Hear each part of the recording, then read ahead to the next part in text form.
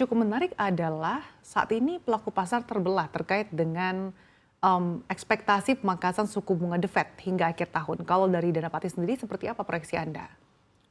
Menurut kita melihat beberapa bulan ke belakang data employment dan payroll yang cukup positif, itu chance untuk Fed menurunkan interest rate di bulan Desember mungkin sangat kecil kali ya.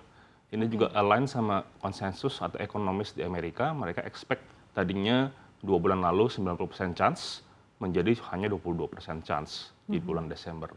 Jadi menurut Oke. saya sangat kecil sih Jadi kemungkinannya. artinya ada potensi bahwa The Fed justru tidak akan mangkas atau dengan kata lain Ada mempertahankan? potensi tidak memangkas, cuma ada Oke. juga chance 22% untuk memangkas. Tapi jadi menurut kita sih kecil kemungkinannya ya. Oke. Kalau The Fed tidak memangkas suku bunga acuan, artinya ini ekspektasi pelaku pasar akan suku bunga rendah atau kembali memangkas suku bunga ini akan mundur di tahun depan. Betul. Proyeksi Anda apakah dimulai di kuartal satu atau justru baru di Em, kuartal 2?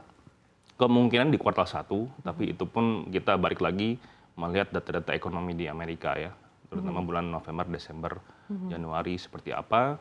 Dari sana baru bisa The Fed menentukan apakah fokus mereka untuk menurunkan akan berlanjut atau tidak. Oke, kalau skenarionya The Fed justru mempertahankan suku bunga di akhir tahun, apakah ini akan kembali diikuti oleh BI atau justru BI akan lebih agresif?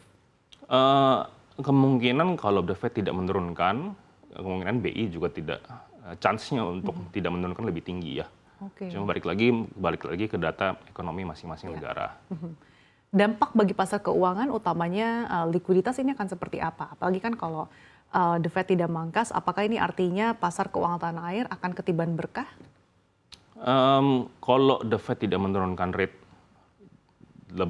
mungkin lebih dari first Q atau second Q kuartal 2, mungkin dampak ekstrimnya ada beberapa sih, terutama yield SBN kita yang jangka panjang bisa jadi naik, karena kurva yield-nya kan menjadi steep ya. Em, Permintaan domestik dari obligasi akan menurun, karena harganya juga menurun kan dari obligasi domestik.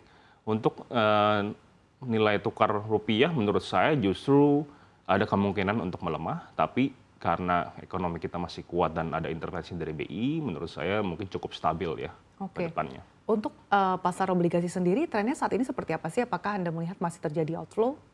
Untuk pasar obligasi dan SBN terutama capital outflow masih cukup tinggi ya dari asing ya. Year to date itu sekitar 37 triliun ya. Jadi mungkin mereka lebih mengalokasikan aset ke yield yang lebih aman, bisa dibilang.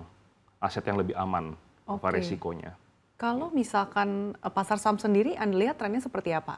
Pasar saham justru anomali kan, meanwhile SBN-nya itu capital outflow terus, sahamnya itu malah ada capital inflow di beberapa bulan ke belakang, September, Oktober terutama. Oke. Mungkin ini juga didorong oleh keputusan Menkyu untuk mendorong ekonomi, GDP growth kita yang tadinya cuma 4,7 bisa naik hampir 5 Oke, gitu sih. apalagi ada likuiditas tambahan dari BI juga kemarin. Betul, Ini seberapa betul. besar akan berdampak? Likuiditas ini juga mendorong pertumbuhan ekonomi sih pastinya ya.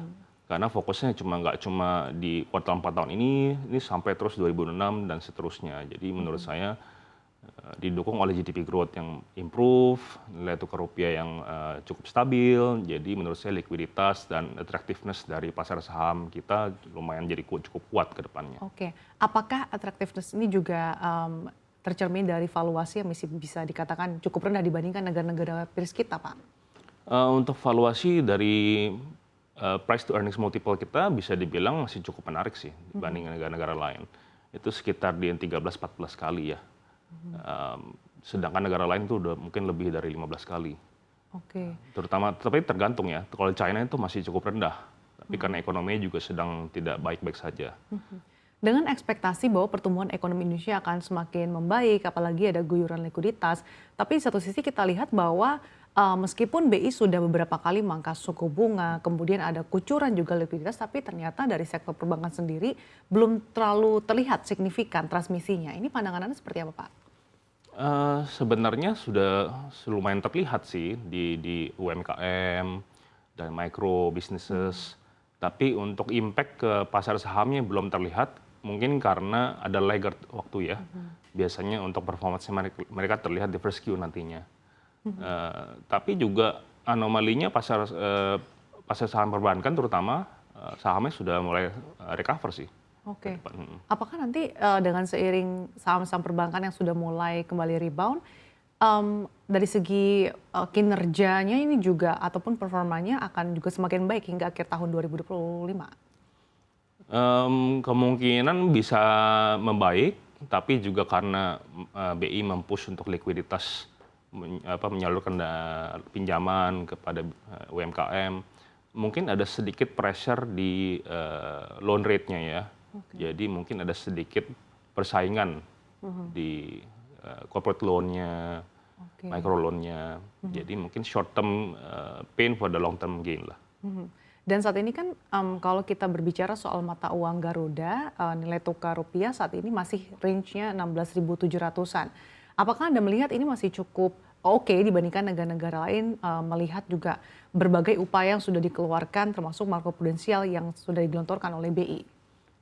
Menurut saya sih masih cukup oke ya, psychological level-nya kan 17.000 ya. Ya. Selama itu tidak tembus dan selama memang fokus utama pemerintah itu di likuiditas dan juga pertumbuhan ekonomi, tapi juga ada intervensi dari BI, menurut saya sih stabil-stabil saja ke depannya. Oke, kalau dari segi reksadana, apakah saat ini pelaku pasar cenderung masih wait and see, mencari yang lebih aman atau justru sudah mulai mencari reksadana yang lebih berisiko seperti saham?